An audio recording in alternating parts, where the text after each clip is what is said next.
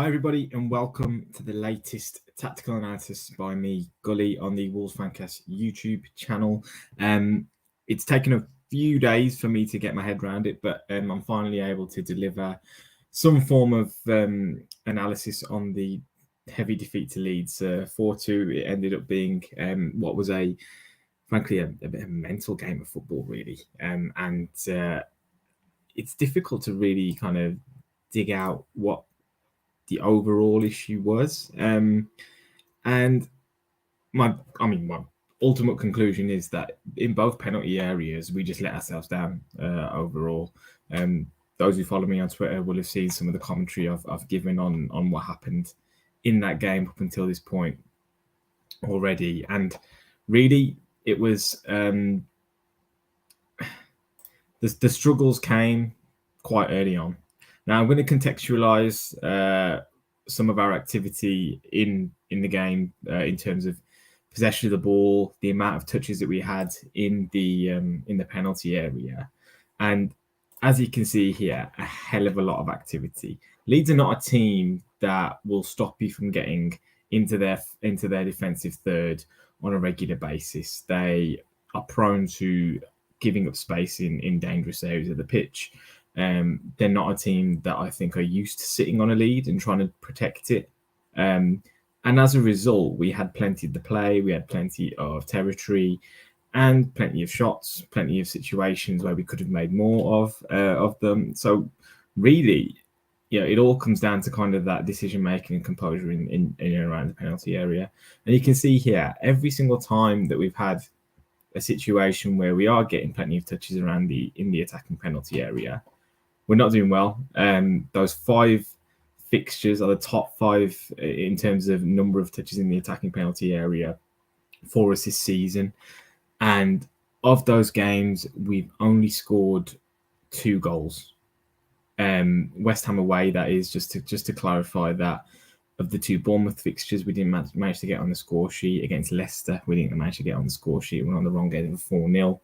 And the 2 goals that we did manage to score were actually both from outside the penalty area, and that was the ones at the weekend when Johnny put one in from 40 yards out, amazingly, and Mateus Cunha had a deflected shot from the edge of the box that went in. So from all of those attacking penalty area touches, we have the grand sum total of 0 goals, which is an absolute travesty when you think about it. I'll show you our shot map and our average positions from the game as well. Again, lots of activity, lots of very strange situations we're shooting from, as you can see there from the Johnny one, which is a unique scenario, but incredible finish. But we'll get onto Johnny in a bit. But lots and lots of shots from close in. We probably haven't had a game this season, I would say, where we've managed to create so many good opportunities. So in terms of getting us into the right positions, we weren't bad, really. But I'm going to talk a little bit about the midfield in particular, and the setup of that midfield, and what I thought was a slightly confusing approach. I've kind of highlighted the trio there with Lamina sitting deepest and Neves and João Gomes sitting in front of him as kind of a 4 and 2 8s, as you would describe it in terms of numerically. But none of those players have really got a penchant for getting into the penalty area and getting on the end of things, and that kind of came back to haunt us a little bit in this game in particular. They all played through the majority of the game as well, with Neves coming off for Moutinho, so it wasn't like they didn't have the opportunity or they were taking it off at a certain time when we weren't necessarily applying a lot of pressure. We're going to work through this game chronologically, defensively and offensively as well. And to start with, it's quite obvious what Leeds' plan was: get the ball out to Willy Gnonto and hope that his quality will show, and they'll be able to create a chance from it. And ultimately, that's what happened. You can see here they fed the ball out to Gnonto, and he's one-on-one with Semedo. Semedo isn't necessarily doing the wrong thing. I think he's showing him down the line, but he's quick. The likelihood of him getting a yard on any fullback in the league is quite high.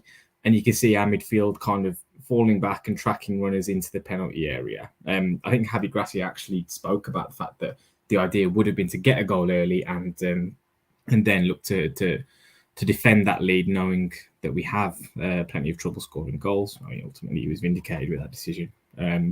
But you can see here that they've got plenty of bodies in and around the box. Now, the way our midfield is falling in towards the defence, I always think with situations like this, going man to man is not the easiest task. You know, there's plenty of runners around.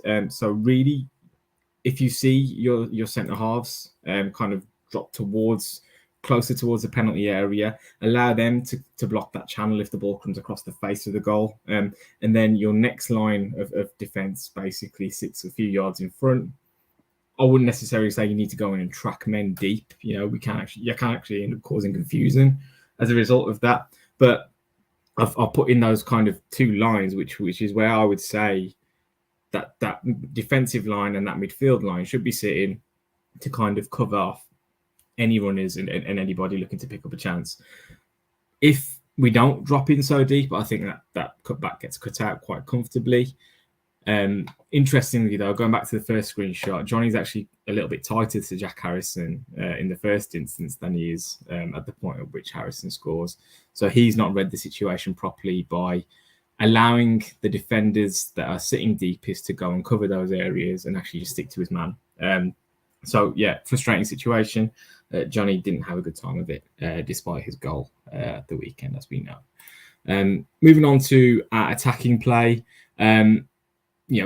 Few situations that I've highlighted on Twitter again, but just the players circled there are, the types of players that we're looking to try and support attacking situations. So I've highlighted Johnny, I've highlighted Semedo, and I've highlighted Mario Lemina, who's hanging around on the edge of the box. Players with no real goal scoring record to speak of. I appreciate that, the likes of Raul Podence and Neto don't have one at the minute, but they have shown a capacity to finish off chances at least. So you're wondering where that kind of instinct and knack is coming from in other areas of the pitch. Obviously, we had Matt Doherty, who plays a right wing back for us over the years, who had a real good knack for finding his way into goal scoring positions. But none of the three midfielders in particular don't have any instincts for that kind of goal, that kind of run, barring probably Neves against Liverpool. That's the only instance I can really recall of him doing that kind of thing. Lemina certainly hasn't got a goal scoring record to speak of. And this, again, attack fizzled out. Another situation where Kilman put in probably the cross of the season so far. I don't recall us actually putting any level of quality into the box from wide areas for the longest time. The last cross I can probably remember is Hugo Bueno crossing for Adama Traore against Crystal Palace. If anybody has another instance that they would like to bring to me as an example of where we've managed to put in quality from wide areas, I'd love to find out about it, because it's just so desperately lacking, and it's taken our centre half to find himself in a left wing position for us to actually provide any quality. But again, the players coming onto the ball, Raul and Neto, fine, you expect them to be in those situations. Lemina is actually the one who's kind of got least coverage in terms of no defenders around him. He weirdly kind of slides in with his left foot when his right foot was probably in a better position to actually get on the end of it, just having a little more time to kind of actually stretch out and reach the ball. But again, not a player you expect to be finishing off those kinds of chances. Again, another situation, Raul Jimenez found his way walking into the penalty area, plenty of time, had a chance to go towards goal, I would say, and potentially get a shot off. Instead, plays a bizarre kind of outside of the foot telegraphed pass, which you can see that defender, he's not decided to come across and approach Raul, because he knows, okay, it's not a favourable situation to finish from, but if there is anything going on at the back post, he'll just hang back and cut it out. And that's usually what happens. Again, lack of quality, bad decision making. Coming on to the second goal, I've done a bit on set pieces previously, and I consistently think that zonal marking gets a bad rep just from people who, can only understand the idea and the concept of marking man to man, and this whole idea that after a goal is conceded, you understand where it's gone wrong, because if a man is free and wins a header, you can just point to your defender and say, well, that was your man, you're at fault, fine. That's not really good enough, in the sense that pointing a finger of blame doesn't change the fact that we've conceded a goal. It's not a healthy kind of scenario to find yourself in at the end of the day. So really, you want to just cover as much space as possible. We've actually got everybody back in this picture.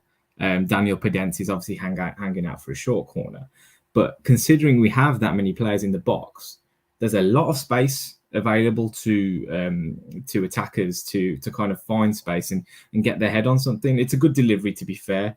For whatever reason, Kilman leaves the ball. I'm assuming because Jose Sarr's giving him a shout, but Sarr's also weak in terms of not coming out and claiming anything. He allows Bamford to kind of pin him in that position with Johnny, I think it is. And then Ayling obviously makes his run around the back and gets on the end of the cross. But a number of really bad situations there, which with Dawson having come off at half time, could he have made a difference in that scenario and just taken a bit of responsibility and leadership? We know he gets on the end of pretty much everything. He's in that situation which Kilman is in, generally speaking, as a free man to just go and attack the ball. And Kilman has let us down in that scenario, whereas Dawson is much more likely to kind of get his head on it and clear it whichever way you can. Again, another attacking situation which led to Daniel Podence having a shot which deflected comfortably into Meslier, but plenty of bodies in the penalty area, plenty of options. I think something that I'll come on to in a bit. Johnny and Podence as a left side is a bit clunky and a bit uncomfortable for me because they're both natural right footers looking to come in. Johnny doesn't have that burst of pace that he used to kind of get on the outside of his man either. But I've kind of pointed that arrow out just to really highlight the fact that he could do with a run outside of him. It could be a central midfielder making that run even. It doesn't have to be one where you're expecting to receive the ball. It's there to distract a defender. You could be played in for a cross from the byline, of course, but we didn't have a natural left footer out there. We didn't have any natural left footers aside from Kilman in the team to begin with, and Sarabia, who obviously tends to play out on the right hand side anyway. So maybe lacking a bit of balance in that position and somewhere that we can profit from. But again, we've got Leeds in a similar kind of situation, and I always think, even if you're in a wide position, you don't necessarily too many bodies flooding into the box. It's always worth putting a cross of quality in, not just putting a ball into a space with, a bit of a speculative way. I think Harrison here clearly puts the ball into an area with pace and shape, and he knows Christensen is coming onto it in some way. Okay, fine, he might not get to the ball first, but Johnny has a decision to make ultimately. And his first attempt at clearing the ball isn't the most convincing. It's not the worst, but it was an awkward ball to deal with anyway. But what happens thereafter is that further decisions have to be made, further situations have to be dealt with, and Johnny just crumbles under the pressure of Christensen, and ultimately, physically, he's incapable of kind of defending in the way that he used to, and that was shown in how he tried to protect the ball instead of dealing with it. Didn't shift his feet when Christensen actually got a yard on him to get shot across as well, and it was just really, really disappointing goal to concede, having gone 2-0 down not long before that. Now, we actually, I would say, have our best spell in the game in terms of how often we got into the penalty area from that point on. At this stage, Matheus Cunha and Sarabia have both entered the pitch, and they are the catalysts for actually getting us into those really promising positions. And I've got 4 screenshots here, which just show how, again, Leeds are on a 3-0 lead here. They're not necessarily attacking with too many bodies, but they're also open. There's plenty of situations where we've got in behind, we've got into good situations in the penalty area to find a pass, to get a shot off in a good manner, to make a better decision than what we did, and we just consistently let ourselves down. Again, the fact that we ended up scoring our goals from a 40-yarder and a shot from the edge of the box is not a good reflection of how we attack this Leeds defence, because when it came to providing quality in kind of more traditional, more conventional circumstances, we were just left a lot to be desired. And it was really disappointing that those were the kind of situations we ended up having to score in. And while we got back to 3-2 and there was a lot of impetus, it's because Leeds aren't necessarily a great team, defending their own goal. We should be able to take advantage of these kind of scenarios. And we should, I think, having got back to 3-2, have gone on to draw the game. Obviously, Johnny's red card had a lot to do with that, and the situation around that, was pretty clear cut. I think it wasn't necessarily something that you would say was a contentious decision, and all the momentum that we had from those changes was lost. And just pointing out again, that left side, really disappointed with the way it's gone for them. They started the game against Newcastle, weren't good enough. Started the game against Leeds, weren't good enough. You can see here in terms of players that were dispossessed the most in possession, you've got Daniel Podence at the top of that list. Missed controls in possession, Johnny Castro, top of that list. But when it comes to progressive passes received, in terms of receiving the ball in high positions up the pitch, Podence and Johnny were actually two of our top 5. So they're receiving the ball in good situations, but they're also letting us down by letting go of possession and just wasting consistently promising scenarios. There's a hell of a lot of improvement to be made in attacking situations. Lopetegui didn't help himself again with his team selection. And I think fundamentally he has to understand that Mateus Cunha and Pablo Sarabia have to play as many minutes as possible now between now and the end of the season. So hopefully that is a situation that we can rectify, and I'd like to think that results will pick up starting at Nottingham Forest at the end of the international break.